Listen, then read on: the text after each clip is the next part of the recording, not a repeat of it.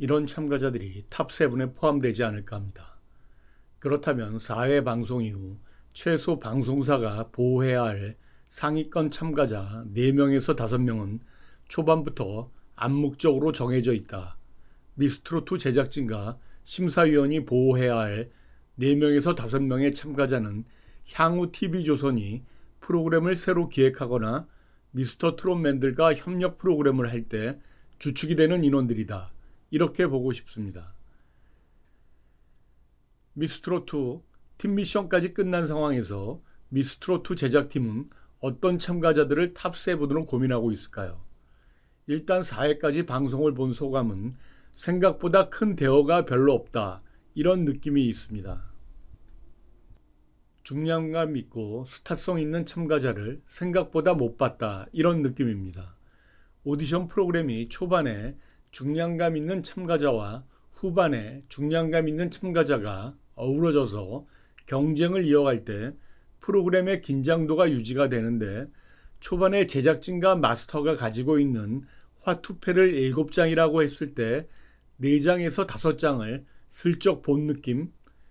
그걸 봤다고 해서 상대 패에 따라 다양한 전략이 구사되어 알아도 소용없기는 하지만 큰 그림은 예상이 된다. 이런 생각이 있습니다. 이것은 중반이 넘어갔을 때 읽혀지는 그림이면 좋은데 너무 초반에 예상하기 좋은 패로 흘러가고 있다. 이렇게 말씀드립니다.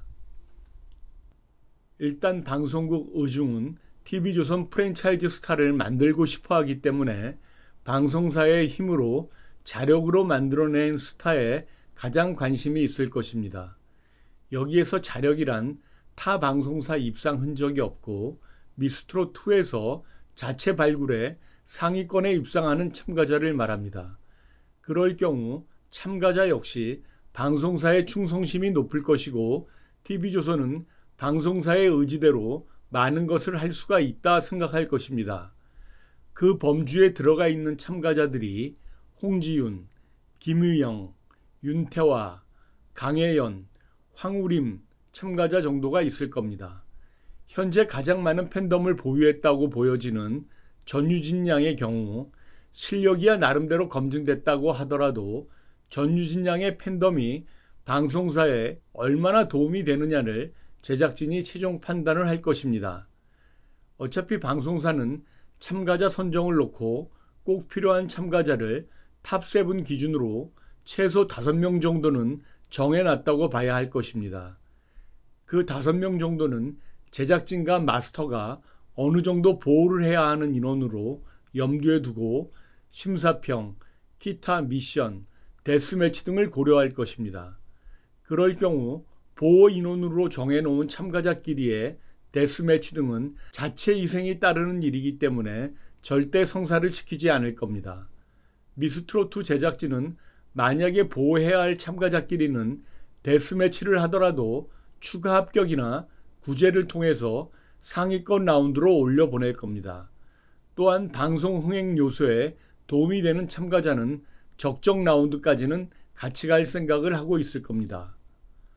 보호 참가자로 정해놓은 인원 이외에 다른 참가자 2명 정도는 최종 경선까지 국민투표나 기타 언론의 분위기 등 여러 가지를 판단해서 2자리를 채워 넣을 것입니다.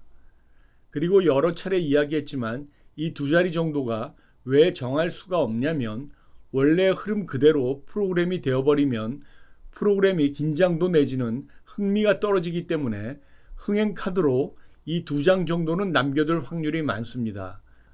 속칭 프로그램 재미를 위한 반전 카드이자 시청률을 잡고 나갈 흥행 카드이기 때문입니다. 전혀 가능성이 없다고 생각한 상황이 일어났을 때 시청자들이 열광하는 것을 방송사 제작진은 잘 알고 있기 때문입니다.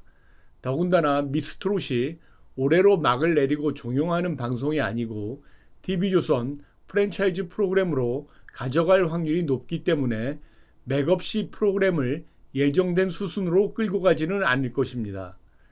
미스트롯2 제작진이 보호 참가자로 설정해 놓은 참가자는 방송사 기준으로 32세 미만의 타 방송사 물을 안 먹은 젊은 신예들이 좋다. 이것은 기존 미스터 트롯맨들과 프로그램을 기획할 때도 잘 맞는 궁합이다. 미스터 트롯맨에 장민호 씨가 마청 노릇을 하고 한창 나이가 적은 정동원 군이 막내 역할을 하듯 미스트롯 2에서도 참가자 중 상위권 2명 정도는 위아래로 수여를 할 수가 있습니다. 일단 방송국의 상위권 핵심 역량은 홍지윤을 비롯한 젊은 신예들에게 포커스가 맞춰져 있기 때문에 중학생인 전유진 양 같은 경우는 본인의 경쟁력을 충분히 제작진에게 보여줄 필요가 있다. 이런 말씀드립니다. 미스트롯2 프로그램에서 정통 트롯을 자처하는 진달래 씨와 김현지 씨의 경우도 프로그램의 중요 변수다. 이렇게 말씀드립니다. 진달래 씨가 중도 탈락하는 것은 초반부터 트로트 강자로서 가지고 있는 상징성이 있었기 때문에 시청자들이 불편해할 가능성이 있고, 왠지 상위권으로 갈수록 정통 트로트 색채가 남아있는 참가자가 많이 없기 때문에 최후까지 참가자로 안고 가느냐가 미스트롯2 제작진은 고민을 할 것입니다. 김현지 씨 역시 아무리 타 장르에서 왔다고 하더라도 보컬 실력에 대한 상징성이 워낙 큰 가수기 때문에 중도 탈락에 대한 부담감을 제작진은 가질 수밖에 없습니다. 오디션에서 탈락이란 변수는 늘 있어 왔지만 잘못해서 상위권 참가자들이 오디션 경쟁력이 떨어지거나 관련된 팬 이탈이라는 부분도 염두에 두어야 하는 것이 미스트롯2 제작진일 것입니다. 보호해야 할 5인의 참가자 이외에 2명 정도의 참가자는 신흥 강자군에서 누구라도 경연을 잘한 참가자가 들어올 수가 있습니다. 이 2명의 카드야말로 제작진과 시청자들이 가장 귀하게 생각해야 할 부분입니다. 프로그램의 극적 효과를 위해서 남겨놓은 이 2장의 카드가 100% 미스트롯2 흥행 카드를 위해서 사용된다고 생각하고 싶지는 않습니다. 향후 미스터 트롯맨들과의 협력관계나 향후 TV조선에서 새롭게 기획되는 프로그램에 상위권 참가자들이 진출을 할 수가 있기 때문에 그때는 노래 이외에 다양한 장기를 보여주어야 합니다. 그렇기 때문에 엇비슷한 실력의 참가자라면 다양한 재능과 발랄함이 담보가 된 출연자가 무척이나 유리하다, 이런 말씀을 드립니다. 미스트롯2 제작진 입장에서는 상황이 어떻게 전개가 될지 모르기 때문에 큰 골격으로 상위권 진출자 5명 정도는 염두에 두었을 것이다. 이것이 나쁘게만 생각할 게 아니라 당연한 것일 수도 있다. 그래서 그런 걸 염두에 두고 시청자들도 향후 프로그램을 볼 필요가 있다. 이런 말씀드립니다. 여기까지입니다.